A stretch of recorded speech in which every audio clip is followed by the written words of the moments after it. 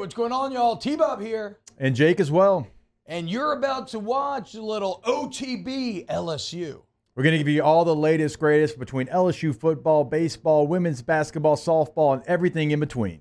Bottom line, if you want to talk Tigers, keep it locked, subscribe, like it, and we hope you enjoy it. Here's Brian Kelly talking about the defensive end position. At the jack position, obviously you mentioned Ovi, but Swinson's done a really nice job on third downs for us. He's been a real good pass rusher for us, and I think the combination of those two guys has been really nice for us. We like what we see there. Parashand is coming on as a complement to Savion. Savion's been outstanding, so we like the edges in terms of what is moving forward. Some of the young players are coming on, Womack, Wiggins, they're making progress. So it sounds like Braden Swinson, maybe in terms of from a pass rushing standpoint, maybe going to be first guy up on third down at the jack position. I love hearing Savion's been outstanding. That's somebody that we said we think is going to be a breakout player this year. But Jake, the hole that this led me down was thinking about pass rush and how this LSU secondary with Denver Harris out, with J.K. Johnson out, it's looking a little susceptible. I mean, you already got question marks. You got a true freshman that's repping with the ones at times in Ashton Stamps, which maybe ends up being awesome, right? But these are all potential red flags. And then you look, and Mike Norvell has done a hell of a job building out this FSU receiving core. We already know about Johnny Wilson. We talked about him in the Fricks list. 6'7" last year, had 43 catches, 897 yards, 5 touchdowns as a sophomore. They went and got Keon Coleman, who was Michigan State's leading receiver last year. 59 catches, 798 yards, 7 touchdowns as a sophomore. And then they also got for their slot Winston Wright Jr., transferred him from WVU. 2 years ago, as a sophomore, he missed last year with injury, but 2 years ago, he was WVU's leading receiver with 63 catches, 688, and 5 touchdowns. So to me, they get Jaheim Bell from South Carolina as well, who doesn't have any stats really to get too excited about, but I know that he's a jack of all trades type guy. Yes. Like maybe not going to impress you, but the totality of what he can do will. Yeah, he had like 70-something carries, and he's a tight end.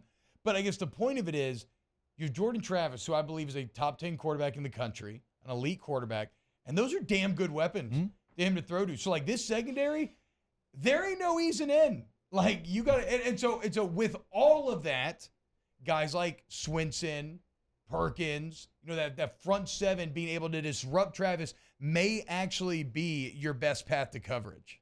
Yeah, it's a great point because we know, and everyone that watches football at a high level knows, that if you get after the quarterback, make him uncomfortable, get him off his marker, then your defensive backs don't have to be as good. They don't have to hold up as long. And so you're looking forward to it. And, I mean, going back to the first conversation we had about Harold Perkins and placing him in different spots, like he has to be disruptive in this game. He has got to be somebody that at the end of the game we're like, man, did you see 4 tonight?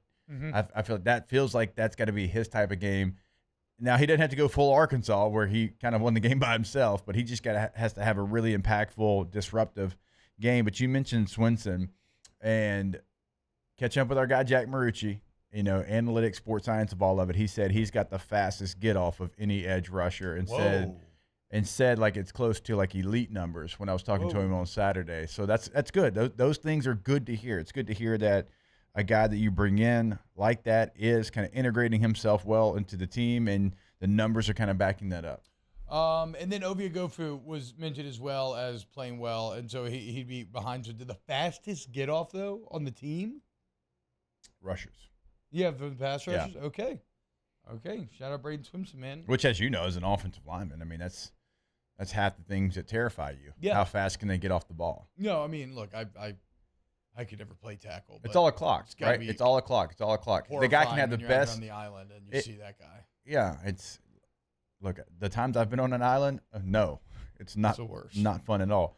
But obviously, get off is important because the quarterback has a get off time, and if a guy's not as fast off the ball, I don't have to hold up as long. Yeah. Look, I was never the person that's like, you watch it on tape and it like looks like clinic tape. I didn't care about clinic tape. I just wanted him not to touch the quarterback. I didn't care how it looked. I didn't care if I looked bad. I didn't care if I looked like Vlade Divac out there. I just wanted him not to touch the quarterback. Wow, Jake, what incredible takes. I mean, those guys, they're just the best. I think so. And if you think so, again, hit the like button, subscribe, Ring the bell so you get notifications when we post every single day here on OTB LSU.